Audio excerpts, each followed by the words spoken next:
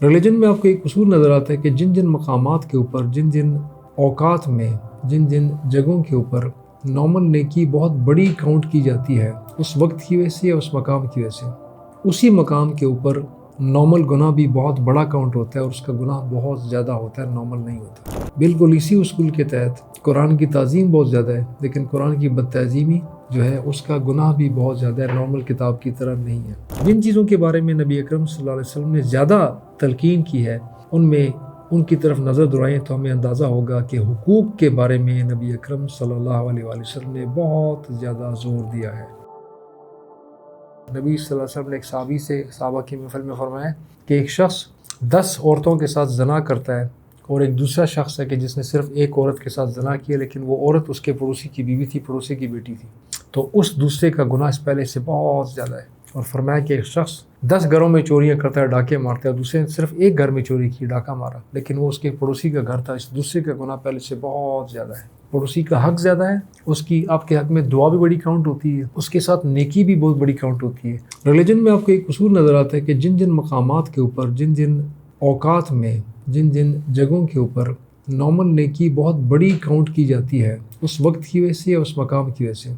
اسی مقام کے اوپر نارمل گناہ بھی بہت بڑا کاؤنٹ ہوتا ہے اور اس کا گناہ بہت زیادہ ہوتا ہے، نارمل نہیں ہوتا۔ حرم میں جہاں ایک نماز لاکھ نمازوں کے برابر ہے، وہاں کا گناہ بھی بہت بڑا ہے۔ بالکل اسی اصول کے تحت قرآن کی تعظیم بہت زیادہ ہے، لیکن قرآن کی بد تعظیمی جو ہے اس کا گناہ بھی بہت زیادہ ہے، نارمل کتاب کی طرح نہیں ہے۔ جہاں قرآن کا ایک لفظ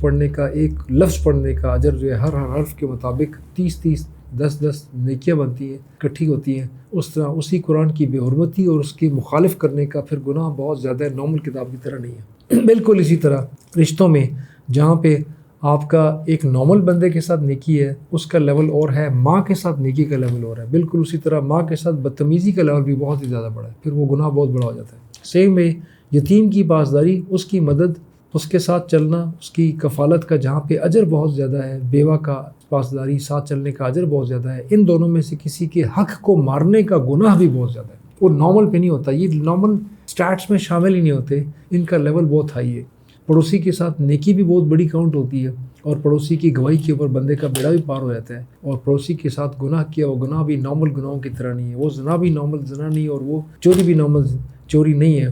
اور وہ بد تہذیبی نارمل کسی 30 سے چوتھے بندے کے ساتھ بد تہذیبی کے زمرے میں اس کے ساتھ کمپیریزن میں نہیں آتی، اس کو الگ سے تولا جاتا ہے۔ اس لیے ان چیزوں کو سامنے رکھتے ہوئے جن چیزوں کے بارے میں نبی اکرم صلی اللہ علیہ وسلم نے زیادہ تلقین کی ہے ان کی طرف نظر دورائیں تو ہمیں اندازہ ہوگا کہ حقوق کے بارے میں نبی اکرم صلی اللہ علیہ وآلہ وسلم نے بہت زیادہ زور دیا ہے۔ درمیان میں نے یتیم کا تذکرہ کیا، نبی اکرم صلی اللہ علیہ وسلم نے فرمایا، ان کے فرامین میں بہت زیادہ کثرت سے چیز ملتی ہے آپ کو حدیث میں، تھوڑے سے الفاظ کے رد و بدل کے ساتھ، کہ جو شخص فرائض ادا کرتا ہے، نماز، روزہ، حج، زکوٰۃ، اور حرمات سے، ان کبیرہ گناہوں سے، کبائر جن کو قرآن میں کہا گیا، کبائر سے دور رہتا ہے، اس کے لیے جنت ہے۔ قرآن کے اندر اللہ تعالیٰ کا فرمان ہے، سورہ نساء کے اندر ہے، لو تجتنبوا کبائر ما تنہون عنہ لنکفر عنکم سیئاتکم، اگر تم کبیرہ گناہوں سے اپنے آپ کو، بڑے بڑے گناہوں سے اپنے آپ کو روکتے رہو گے تو ہم تم سے تمہارے گناہوں کو چھانٹ دیں گے، الگ کر دیں گے اور تمہیں صاف کر دیں گے، وَلَنُدْخِلَنَّكُم مُدْخَلًا كَرِيمًا، اور یہ بھی نہیں صرف بلکہ ساتھ میں تمہیں اس بڑی عزت والی، بڑی تکریم والی، بڑی پروٹوکول والی جنت کے اندر بھی داخل کر دیں۔